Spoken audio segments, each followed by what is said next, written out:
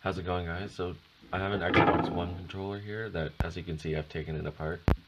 I was trying to figure out what was wrong with it. One of the triggers here wasn't working. As you can see here, right trigger is completely non-functional. Left trigger works perfectly fine, and everything else is fully functional there. Once I took it apart, a couple plastic bits came falling out. So I was looking for where those came from, and I saw this here. I don't know if you can see that. Right here you can see some plastics very clearly snapped out of the bottom corner there. And comparing it to the left trigger there, you can see there's a magnet inside that plastic housing there. So the triggers seem to work via magnetic induction, where you move a magnet through an electric field here, or through a magnetic field rather, and it creates an electric current on the other side. I can't go into any more detail on that because that's about all I know. But I did find the magnet here, and what's interesting is if I slot it in here, it has to go the right way around. There's a tiny little dot on one side, and that has to be facing inward towards the motherboard here. So if I put that in here, it actually sticks to the vibration motor. And if it's in like that, you can see the trigger actually works perfectly fine. So I'm thinking I got some super glue up here, so if I just, as it is right now, if I set that down too hard after a bad game of Dark Souls or anything, that magnet's going to pop right back out, and I'm going to have to tear the whole thing apart again and fix it. So I'm going to super glue that into place, and hopefully that should last for a good long while, which is great because these controllers are about $80 or $90, I think, Canadian. So let's get started. I better unplug this before I electrocute myself, and we'll get started.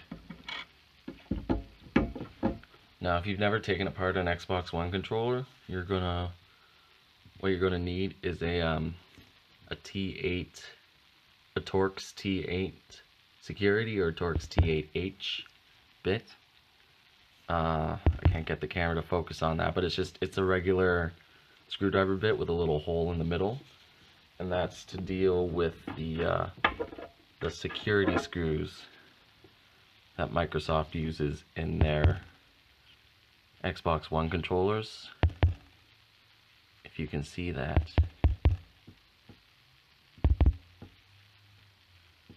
I can't get the camera to focus in on that, but it's got a little metal bit sticking out of the middle, and that's to prevent anybody who doesn't know what they're doing from doing any damage to their controller. Luckily I know just about enough about what I'm doing to do a whole lot of damage, so we'll try doing that here. And speaking of damage, if you're clumsy like me, you might want to wear gloves when working with super glue because you don't want to get this on your skin. So let's grab the magnet, make sure it's the right way around, and just get a tiny bit on there. That should be plenty. And get that into place.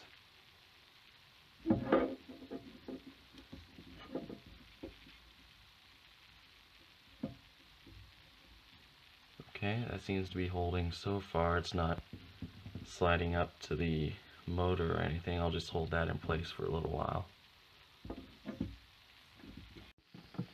Alright, this has been drying for a few minutes, so looks like it's on there pretty good. Still check and plug it in.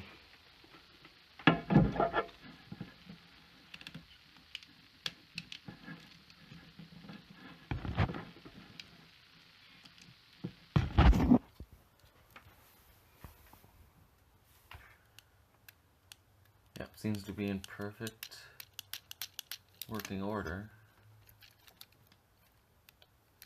So let's run it over to the gaming rig for the real test. Alright, so here we are in Dark Souls 3 with the gutted controller here. Everything seems to be working fine. Let's test the broken trigger here. And it seems to work perfectly. Alright. Excellent. So that's an $80 controller saved. We just need to put all the plating back on it. Alright, so since I didn't run through the teardown, I will go through putting it back together. So, like I said, you need a Torx T8 security bit. You can buy those online just on their own, or I have this Precision Electronics kit, which I got from Canadian Tire for about 40 bucks. So, first thing we're gonna, there's nothing we have to do there.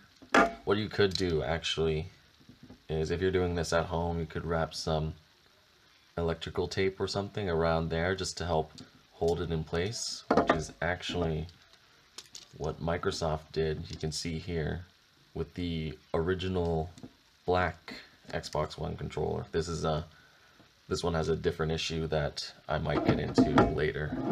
If I can fix it, I might not be able to. But that is an option if you don't trust the super glue. But I don't have any electrical tape, so I'm just gonna leave it as is and hope it keeps working.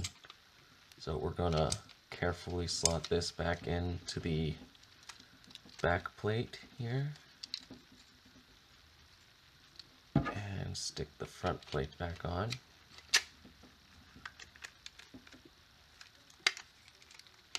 And get all the screws back in. If you're looking on your Xbox One controller and you can't find the screws, you're not going crazy, they're just hidden on you, because again, Microsoft doesn't want you taking these apart. One of them is hidden behind this sticker on the underside of where the battery goes. And if you've broken this sticker, Microsoft will not repair these controllers for you, or if they will, they'll charge you for it. It'll void the warranty is what it'll do. So if you have a warranty, don't take this apart, send it to Microsoft, let them do it. And then there's 4 more on the sides here. There's one right here, one down here, and the same spots on the other side. And these are just underneath the paddles here, which these will come off. It just takes a lot of force. I usually just use a small flathead screwdriver like that to pry them off, and some of them come off pretty easy. Some of them are really stuck on there. So it just takes patience. So let's get these back on.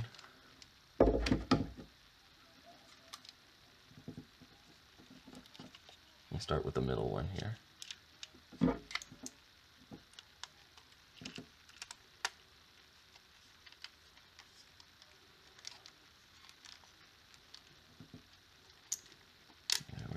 All the buttons are working fine on the front there.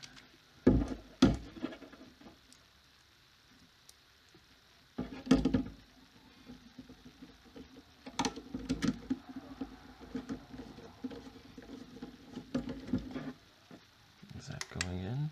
Nope.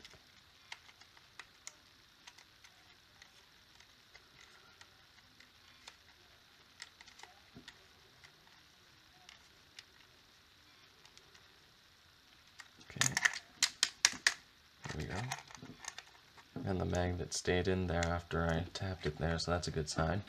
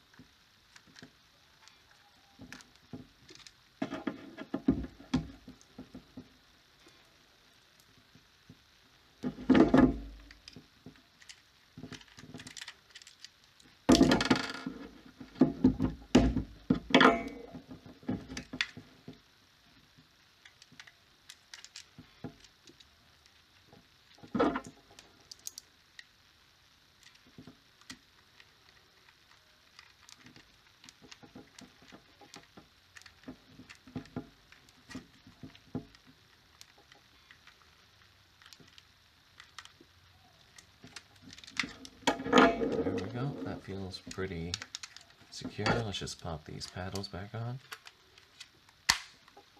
And they just snap back in right like that. They're way easier to put back in than they are to take off. Okay, now that doesn't seem right. I think I've screwed this up, I think. Let's just pull this. See, it's so much harder to take off, right? There we go. Make sure I don't lose that.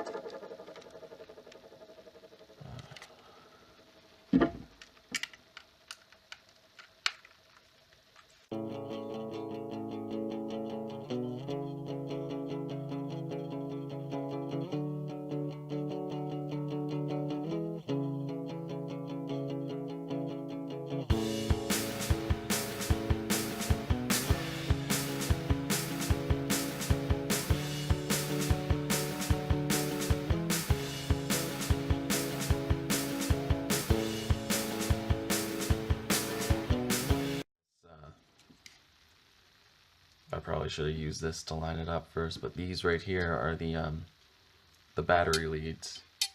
So you want to make sure those go through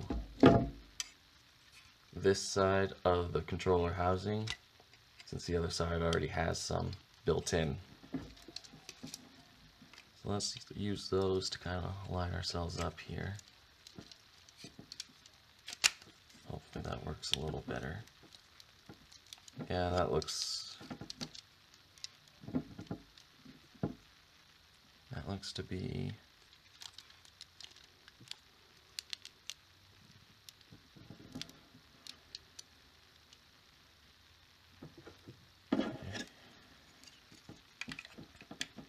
okay. I was a little worried about, you can see there's a little bit of green showing through there, but once I put the battery cover back on, that'll cover that up really well.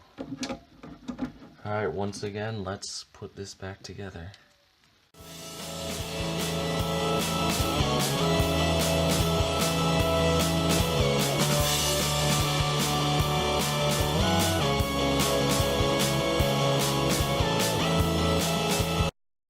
Alright, so that's all put back together. I just need to get some batteries in there and stick the back plate back on, and we've got a fully functioning Xbox One controller.